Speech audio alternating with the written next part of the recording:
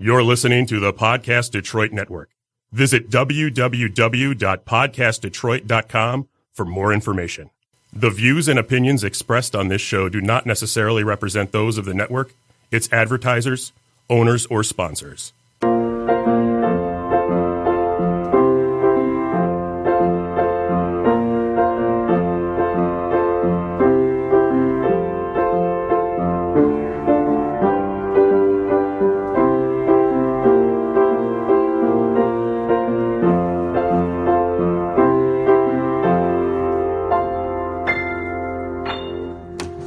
Welcome to the Make Meaning podcast. I'm Lynne Golodner, a writer, entrepreneur, and change maker, and I've dedicated my life to sharing stories of how people make meaning in their work and find purpose in their lives. You just heard a great original composition by my son, Asher Schreiber. This podcast highlights some of the great ideas and activities people do every day to make the world a better place. So much of the meaning we find comes from interacting with great people, developing relationships that are mutually beneficial, and doing work that inspires. I hope you'll be inspired by the people you meet on this podcast. We all need to find a way to make meaning in the mundane. I'd like to welcome Amy Augustin to the Make Meaning podcast. Amy is president of Venture6, a creative production studio specializing in video production and design. That's where she launched Our Safer World, which prompted Amy to take a team to Uganda and then to Haiti to be a voice for a developing country. Welcome to Make Meaning, Amy. Thank you. Thank you so much for having me. It's my pleasure. I was so inspired when I read about you in Crane's Detroit Business, not only for the company that you've built, but for how you're using your talent and your corporation to impact others and give a voice to people who may not have one. So I'm really impressed with all that you've done so far. No, thank you. I appreciate that. Yeah. So I wanted to start by asking you, you describe yourself as a visual storyteller, and I'd like to learn more about what that means to you and the work that you do. Well, visual storytelling really is taking an idea, a feeling, an emotion, and telling a story to the audience. So there are many ways to do that. Corporations can do that and tell stories about their products and services. Documentaries do it. And, by doing a documentary, you're able to lend a voice maybe to people that wouldn't otherwise have a voice in the world. Sure. So it's taking ideas and feelings and kind of, just sharing those things with the world, to put it in a very simple way. Yeah. Well, how did you get into this line of work? What led you to this path? Well, I started out, my first love and passion in the arts was theater. Okay. My undergraduate degree is in theater and communications. And I fell in love with both of those disciplines. I love doing speaking. I've taught at the university. I love just human communication has always really intrigued me, the way that we interact with each other, both verbally and non-verbally. And then as far as theater, I fell in love with live theater and directing. So I was in several plays in high school and college. And I really found that being able to become a character and develop that kind of separate person was really fascinating to me. And again, it goes back to that storytelling piece. Theater is one of the earliest forms of storytelling that there was people sitting around a fire, telling stories, entertaining each other. And so it's one of the most primitive forms of entertainment and the most primitive forms of communication. Sure. Yeah. So it's really a common thread from your interest in theater to visual storytelling. It's all sort of a linear progression, developing characters, sharing a story, emotion. You can take away meaning from any story that you're watching, even if it's about other people. And so that building that connection through storytelling, it's pretty powerful. It absolutely is. And even if you looked at the statistics in advertising and what works in those areas, people respond when their emotions are evoked. And you can watch commercials. I mean, look at commercials now. Yeah. The best ones are the ones that tell stories. They show families. They show people interacting. It's not necessarily about the product. Right. It's about how that product makes you feel. And that's what we strive to accomplish both at the studio here and, that's just what, I try to do in my own life as well. Sure. I can't tell you how many times I've watched a TV commercial and I tear up or, I joke about the old Kodak commercials, especially if there's a graduation or a wedding. And I'm sitting there like trying not to cry, thinking how ridiculous this is because I don't know the people in the commercial and I know it's a commercial, but it evokes that emotion and you can relate to that milestone or that meaningful moment that you're seeing portrayed. And it's a pretty powerful way to share a brand. It really is. Yeah, it absolutely is. I was listening to the Today Show this morning and the Subaru commercial came on and it was all about keeping their family safe.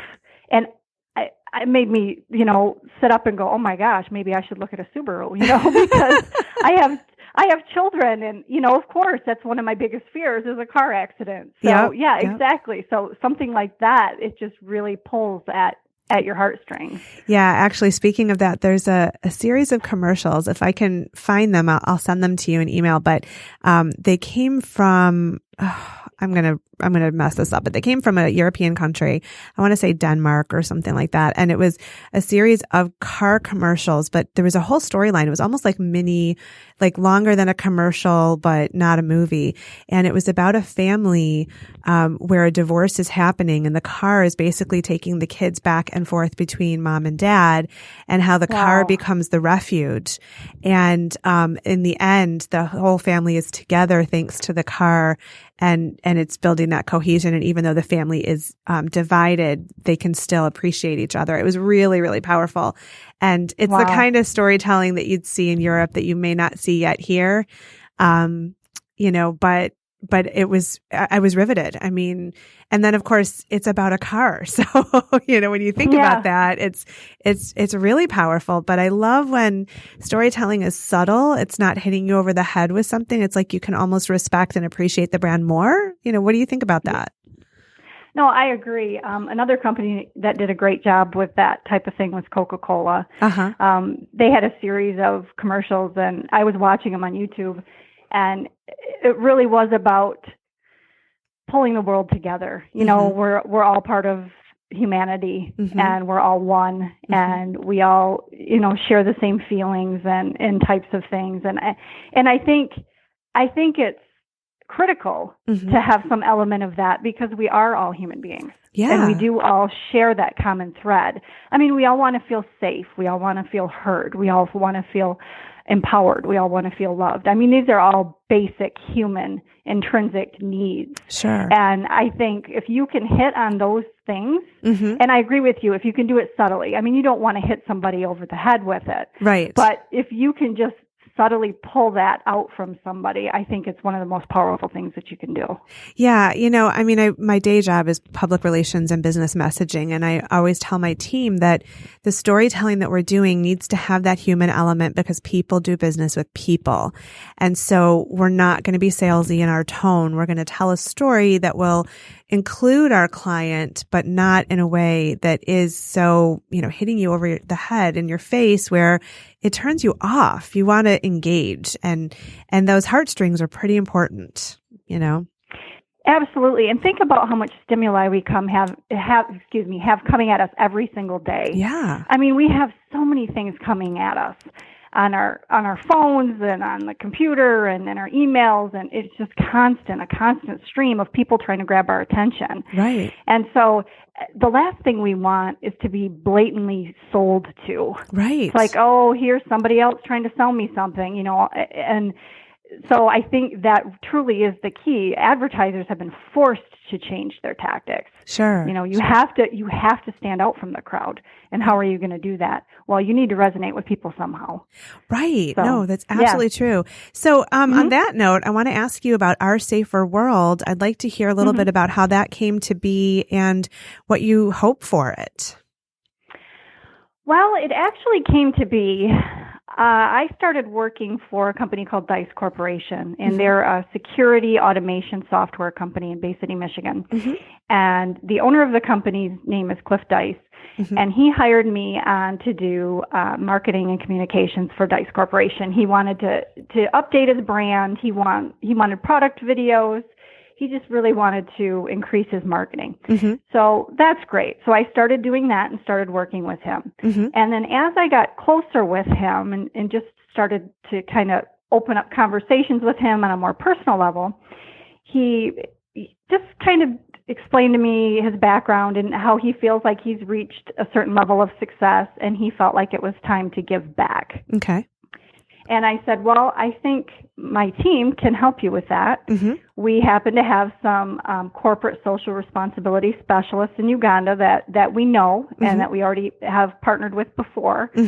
And I said, we know there are schools that are not safe. There's a school, one in particular, that doesn't have a door or windows. So their school supplies keep getting stolen. Their books keep getting stolen. So these children are trying to get an education, and they're not even able to do that because the safety in these areas is lacking. And there's also child head of households out there. There are young children raising their siblings because they've lost their parents, and they're trying to go to school and trying to survive, and all these things. Sure. And so he immediately said, "Okay, I'm in.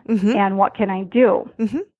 So my team, we went out to Uganda, to Katanga.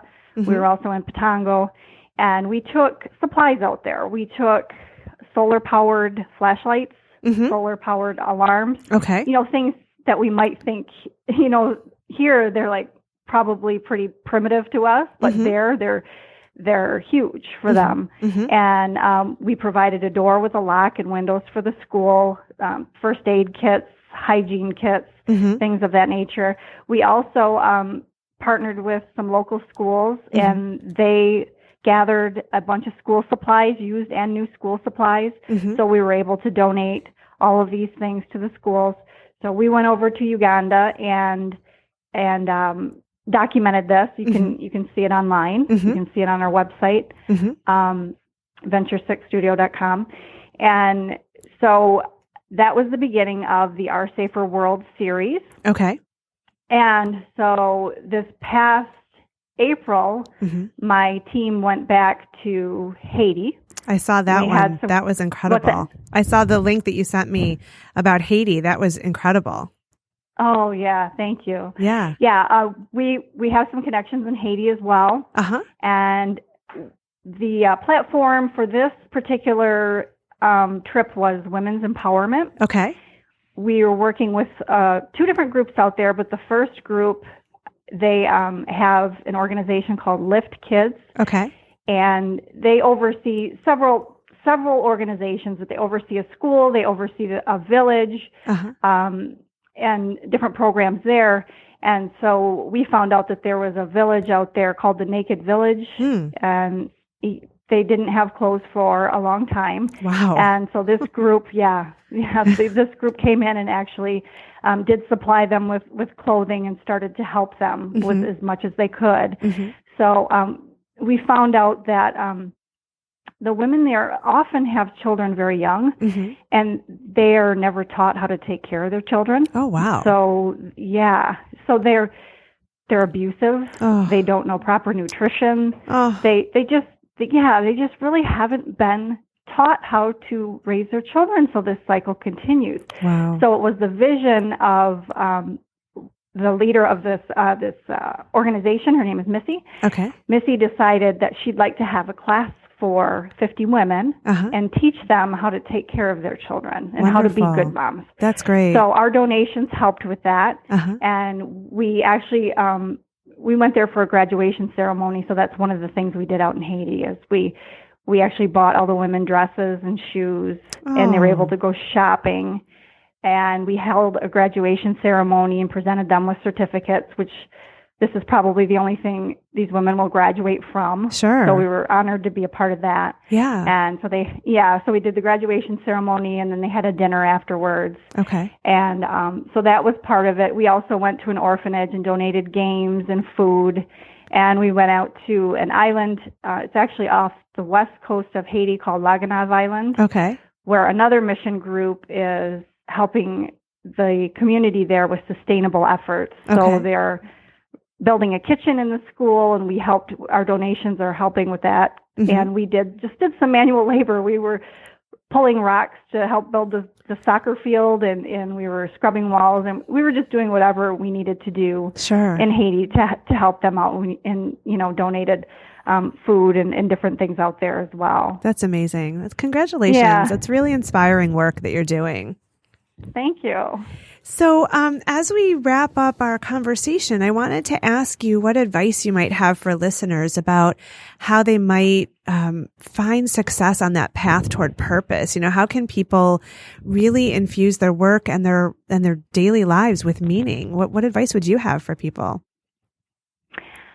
I would probably just say to never lose sight Mm-hmm. of your purpose. Mm-hmm. I think a lot of times and I'm guilty of this too, Mm-hmm. we get so wrapped up in the hustle and bustle of the daily grind. Yeah. We have to grocery shop, we have to get our kids to school, and then we have to get them to sports, and we have to make the meetings, and we have to make sure we work out, we need to eat right. We have all these things that are going through our heads, and I think it's really easy to get caught up in that. Yeah. Yeah. And I think we just need to always stop and take a minute and Mm-hmm. think to ourselves,